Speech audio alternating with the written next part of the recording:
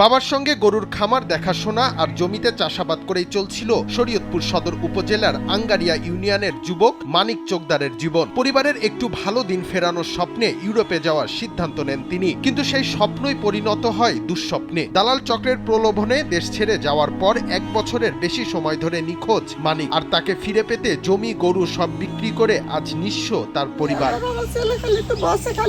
পরিবারের অভিযোগ 2025 সালের এপ্রিলে 10 লাখ টাকা দিয়ে যাত্রা শুরু করেন মানিক। ভারত, শ্রীলঙ্কা, দুবাই ও মিশর ঘুরে আগস্টে তাকে নেওয়া হয় লিবিয়ায়। ইতালিতে পাঠানোর আশ্বাস দিয়ে ধাপে ধাপে আদায় করা হয় 25 লাখ টাকা। এরপর লিবিয়ান মাফিয়াদের হাতে জিম্মি থাকার কথা বলে আরো 25 লাখ টাকা দাবি করা হয়। ছেলেকে বাঁচানোর আশায় সেই টাকাও জোগাড় করে দেন স্বজনরা, কিন্তু মোট 50 লাখ টাকা নেওয়ার পর থেকেই মানিকের সঙ্গে সব ধরনের যোগাযোগ বিচ্ছিন্ন হয়ে যায়। আমার ছেলেরে আমি টাকা পয়সা দিয়া বিদায় দিছি, এখন আমার ছেলের আমি পাই না।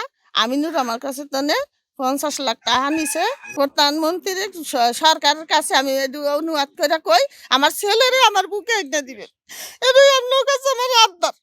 টাকাও গেছে, ছেলেও গেছে। আমি মা হয়ে কয়েকদিন আমি কুলাই ছেলের সুখ পালন করতে পারি না। আমি অসুস্থ মানুষ। গরু বেচে ফার্ম হুদা করে বেচা 25 লাখ টাকা দিয়েছি। দেওয়ার পর 2-3 মাস হয় আর আমার পোলার কোনো খবর নাই। বিছনে বাইরে বেড়ার পাই না। আমি বাইরে বেড়ার বিচার চাই। আমিনুল ব্যাপারী, নুরুল ব্যাপারী, এনামুল ব্যাপারী, মাতুল খা, শাহানুর। মাননীয় প্রধানমন্ত্রী দ্বারা বিচার চাই। আমার টাকা আমিও 25 লাখ টাকা দিছি আমার বাইরে, এই আমার গরুর ফার্ম বেচা। বাইকগুলোই তার না, বাইরে ঘর দিতার না, বাড়ি দিতার না, যেই ফার্ম আসলে সব বেচে ক্লিয়ার করে লেছে। আর মাত্র একটা গাবি দোয়াই না, গাবি আর কিছু নাই। শুধু মানিক নন, স্থানীয়দের দাবি একই দালাল চক্রের খপ্পরে পড়ে এলাকার আরো অনেক তরুণ সর্বস্ব হারিয়েছেন। তাই মানব পাচারের সঙ্গে জড়িতদের দ্রুত গ্রেপ্তার করে দৃষ্টান্তমূলক শাস্তির দাবি জানিয়েছেন তারা। এরা টাকা দিছে 50 লাখ, এটা এটা সব কিছু এরাই করছে। আমরা সুস্থ বিচার চাই। আমিন রাজি কাজ করছে, মানে একটু বিদেশ নেওয়ার কথা কইয়া অনেকটা 50 টাকা নিয়েছি লিবিয়া নিয়া লিবিয়ার মাফিয়ার কাছে বিক্রি করে দিছে। মানিকের কি অবস্থা? টাকা পয়সা নিয়ে তো বেটা হানছে ফকির বানাই, মানিকেরও কোনো খবর নেই। এটা সুস্থ বিচার আমরা চাই। ইতালির কথা বললিয়া যে বিভিন্ন ভাবে বিভিন্ন পরিবারগুলো ধ্বংস করে হালায়, এই দালালের একটা সুস্থ একটা বিচার চাই এবং কি বাংলাদেশ সরকারের কাছে।